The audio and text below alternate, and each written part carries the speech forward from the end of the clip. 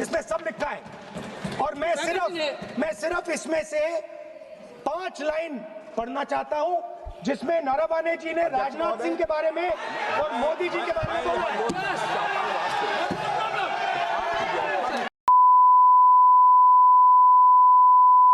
दोस्तों, संसद में आज जब राहुल गांधी ने बोलना शुरू किया तो 30 मिनट तक सबके सब बौखलाए हुए थे। राहुल गांधी को बोलने नहीं दिया जा रहा था। स्पीकर घबराए हुए, सांसद घबराए हुए, प्रधानमंत्री गायब, गृह मंत्री बौखलाए हुए थे, रक्षा मंत्री को कुछ समझ नहीं आ रहा था करे क्या।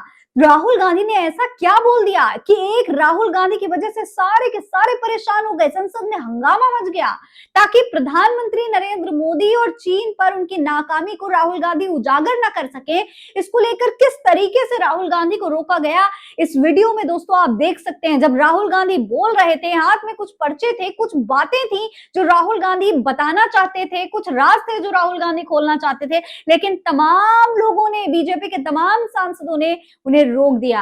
दोस्तों, राहुल गांधी पूर्व सेना प्रमुख जनरल एमएम नरवणे के समर्थन में बोलने के लिए खड़े ही हुए थे और उनकी किताब के जिस हिस्से को रोक दिया गया, जिसे पब्लिश नहीं होने दिया गया, उसको लेकर जब राहुल गांधी ने बोलना शुरू किया तो तमाम बीजेपी के नेताओं में इस तरीके से हड़कंप मचा कि पूरी कार्रवाई को ही 35 मिनट के लिए ठप कर दिया गया। पूरा मामला क्या है, वो कौन सा हिस्सा है जिसे लेकर बवाल हुआ, सब कुछ बताएंगे आज के इस वीडियो में, इसलिए वीडियो को पूरा जरूर देखिएगा। सलाम नमस्ते, मेरा नाम फरीन अंसारी है और ये खबर आप मेरे official channel Fareen Ansari official पर देख रहे हैं। दोस्तों, राष्ट्रपति के अभिभाषण पर चर्चा के दौरान लोकसभा में नेता प्रतिपक्ष राहुल गांधी ने एक ऐसी टिप्पणी की जिसे लेकर हड़कंप मच गया। राहुल गांधी ने लोकसभा में पूर्व सेना प्रमुख मनोज नरवणे के नाम का जिक्र किया। उन्होंने चीन और डोकलाम का भी जिक्र किया। संसद में उन्होंने ये दावा किया कि नरवणे की किताब में जिक्र है कि डोकलाम में चीनी सेना के टैंक भारतीय सीमा के पास आ गए थे। ये गारंटीड ऑथेंटिक है। इसमें नरवणे जी ने कहा है कि उनका मेमोयर है, उसे सरकार पब्लिश नहीं होने दे रही है, इसमें सब लिखा है और मैं सिर्फ इसमें से 5 लाइन पढ़ना चाहता हूं जिसमें नरवणे जी ने राजनाथ सिंह के बारे में और मोदी जी के बारे में बोला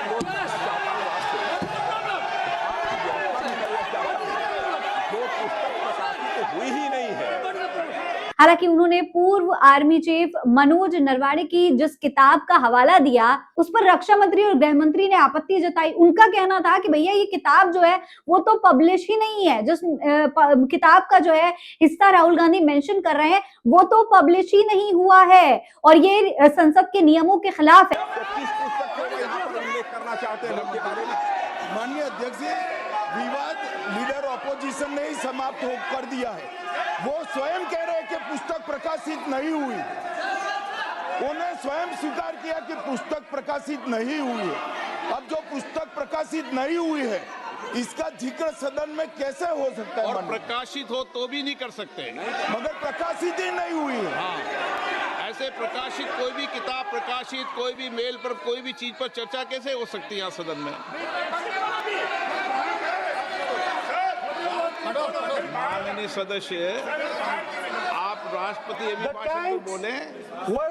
were within a few hundred meters of our positions on the Kailash range.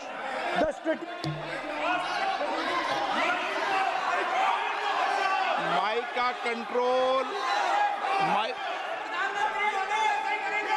सदन को गुमराह करने की कोशिश न करें और यहाँ अनावश्यक बातों का उल्लेख नहीं किया जाना चाहिए। राहुल, हालांकि सबसे बड़ी बात यह है कि यह किताब खुद भारतीय जनता पार्टी की सरकार ने ही पब्लिश करने से रोक दी थी और आज जब राहुल गांधी उससे जुड़ी तमाम बातों का जिक्र कर रहे हैं तो क्यों भारतीय जनता पार्टी को डर लग रहा है, क्यों गृह मंत्री और रक्षा मंत्री को घबराहट हो रही है और क्यों राहुल गांधी को बोलने से रोका जा रहा है? दोस्तों, राहुल गांधी ने इस पर रिएक्ट करते हुए कहा कि उनका सोर्स भरोसेमंद है और इसमें एक पूर्व army chief general Manoj Naravane के अप्रकाशित संस्करणों के कोट्स शामिल हैं। उन्होंने चीन के साथ डोकलाम गतिविधि का मुद्दा उठाते हुए कहा कि चीनी सेना का टैंक भारतीय सीमा में घुस आया था। जैसे ही राहुल गांधी ने इतना कहा, 300 सांसद एकदम से खड़े हो गए। गृह मंत्री अमित शाह ने चिल्लाना शुरू कर दिया। रक्षा मंत्री राजनाथ सिंह मुखलाए हुए से खड़े हो गए, बार बार राहुल गांधी को रोकने लगे कि नहीं नहीं ये नहीं बोल सकते, ये संसद के नियमों के खिलाफ है। स्पीकर महोदय भी मना करने लगे कि नहीं भैया, राहुल गांधी ये बातें नहीं बोल सकते, ये तो संसद के खिलाफ है। ये तमाम चीजें आज संसद में जिस तरीके से पूरा ड्रामा हुआ, उसे लेकर बहुत ज्यादा सोशल मीडिया पर चर्चा हो रही है। सबसे बड़ी बात, जो बातें संसद में नहीं बोलने दी गई वो अब पूरे सोशल मीडिया पर वायरल हो रही हैं।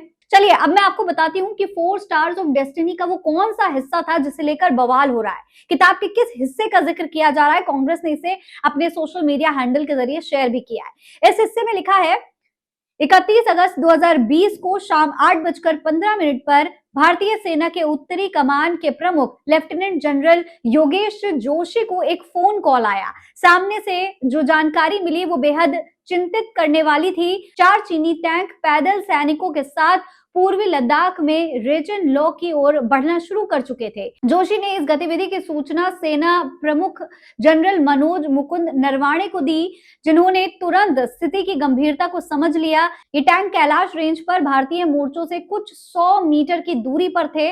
भारतीय सैनिकों ने एक चेतावनी के तौर पर आसमान में ऐसे गोले दागे जो सिर्फ लाइट करते हैं। इसका कोई असर नहीं हुआ। चीनी आगे बढ़ते रहे। इसके बाद नरवणे ने भारत के राजनीतिक और सैन्य लीडरशिप के प्रमुख लोगों को लगातार फोन करना शुरू कर दिया। रक्षा मंत्री राजनाथ सिंह, राष्ट्रीय सुरक्षा सलाहकार अजीत डोभाल, रक्षा प्रमुख जनरल बिपिन रावत और विदेश मंत्री एस जयशंकर। नरवणे लिखते हैं, मैंने हर एक से यही सवाल पूछा, मेरे लिए क्या आदेश है? स्थिति तेजी से बिगड़ रही है और स्पष्टता की जरूरत है। एक मौजूदा प्रोटोकॉल था।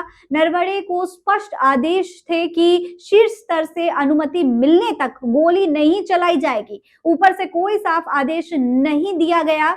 समय बीतता गया। रात 9:10 पर जोशी ने नरवणे को फिर फोन किया।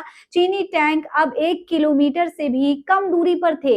9:25 पर नरवणे ने राजनाथ को फिर फोन किया और स्पष्ट दिशा निर्देश मांगे, लेकिन कोई जवाब नहीं आया। इसी बीच चीनी सेना के कमांडर मेजर जनरल रियू लिंग का एक संदेश आया।